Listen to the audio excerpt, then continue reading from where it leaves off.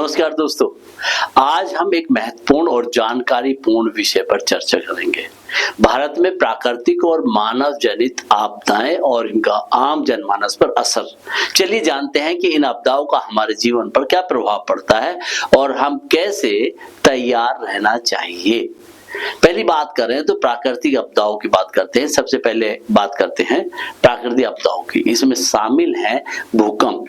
भारत में खासकर उत्तर पूर्व और हिमालय क्षेत्र में भूकंप आते रहते हैं। ये अत्यधिक विनाशकारी हो सकते हैं और भारी क्षति पहुंचा सकते हैं। दूसरा, बाढ़। मानसून के दौरान बाढ़ एक बड़ी समस्या बन जाती है। असम, बिहार, उत्तर प्रदेश जैसे राज्य हर साल बाढ़ पीड़ित होते हैं, लाखों लोग प्रभावित होते हैं। सुनामी 2004 की सुनामी तटीय क्षेत्रों पर बहुत तबाही मचाई थी। यह समुद्री लहरें तटीय इलाकों में भारी नुकसान कर सकती हैं। सूखा। राजस्थान और मध्य प्रदेश जैसे राज्यों में सूखा एक गंभीर समस्या है, जिससे फसलों को नुकसान और जल संकट भी होता है। अब बात करें कि जो मानव द्वारा करते हैं मानव जनित आपदाओं की। इसमें शामिल है सबसे पहले वायु प्रदूषण। दिल्ली और अन्य बड़े शहरों में वायु प्रदूषण का स्तर लगातार बढ़ रहा है।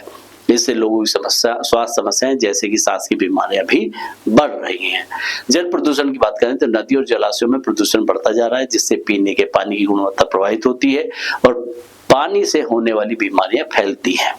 भूमि की बात करें तो अतिक्रमण और अति उपयोग के कारण भूमि क्षति, वन कटाई बढ़ रही है, जिससे पर्यावरण में असंतुलन उत्पन्न हो रहा है। अवैध खनन की बात करें तो न केवल ये पर्यावरण को नुकसान पहुंचाता है, बल्कि ये स्थानीय निवासियों की जिंदगी पर भी असर डालता है। अब हम आम जनमानस पर प्रभाव देखते हैं कि इससे की आपदाएं आम जनमानस को किस प्रकार से प्रभावित करती हैं। पहली बात करें तो स्वास्थ्य को समस्या की वजह प्राकृतिक आपदा और प्रदूषण के कारण स्वास्थ्य समस्याएं बढ़ जाती है, जैसे कि स्वास्थ्य संबंधी बीमारियां, जल जनित और अन्य आर्थिक नुकसान की बात करें तो बाढ़, सूखा और अन्य आपदाएं कृषि, व्यापार और रोजगार को प्रभावित करती हैं और इससे आर्थिक संकट भी पैदा हो जाता है। अगर हम सामाजिक प्रभाव की बात करें तो आपदाओं के कारण लोगों को घर से विस्थापित होना पड़ता है, जिससे सामाजिक संरचना प्रभावित होती है, वैसे भी हो रही है और परिवारों को मुश्किलों का सामना भी करना पड़ता है।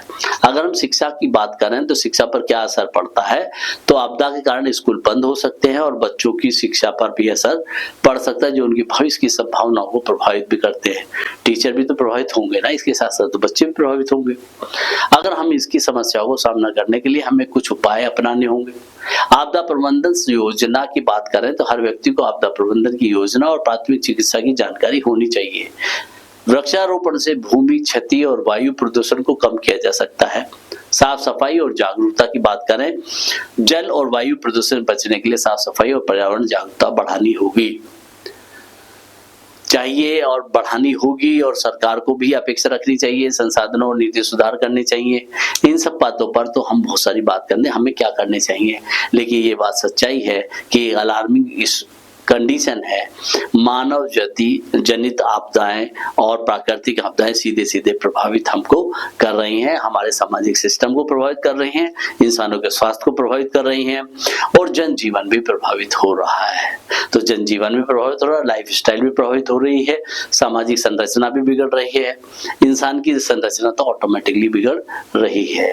अब आप इसे क्या करेंगे और क्या नहीं कर सकते, तो पेड़ों को लगाने की जरूरत है, गंदगी और साफ सफाई से दूर रहने की जरूरत है, घरों के अंदर जो वायु प्रदूषण है उसे भी साफ सुथरा मेंटेन करने की जरूरत है। दुनिया भर का कबाड़ा हमने अपने घरों में स्टोर के रूप में रखा हुआ है, उसको भी देखने की जरूरत है कि कैसे उसे निपटाया जाए।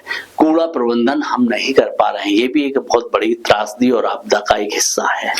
तो दोस्तों, आज हमने देखा कि प्राकृतिक और मानव जनित आपदाएं भारत में किस प्रकार का नुकसान पहुंचा रही हैं और इसका आम जनमानस पर क्या प्रभाव पड़ता है और असर पड़ता है। अगर आपको यह वीडियो पसंद आया हो तो कृपया लाइक और सब्सक्राइब जरूर कर दें। अपनी राय और सुझाव नीचे कमेंट में जरूर बता दीजिए। धन्यवाद और सुरक्षित रहिए। नमस्कार।